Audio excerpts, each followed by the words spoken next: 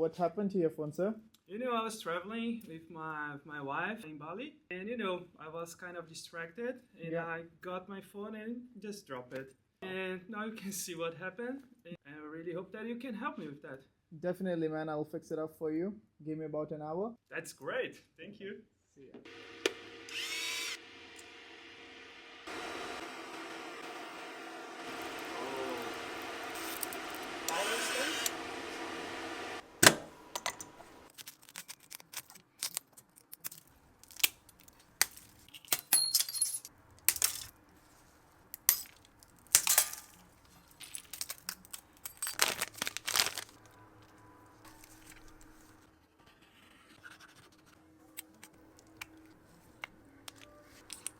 That's all done, sir.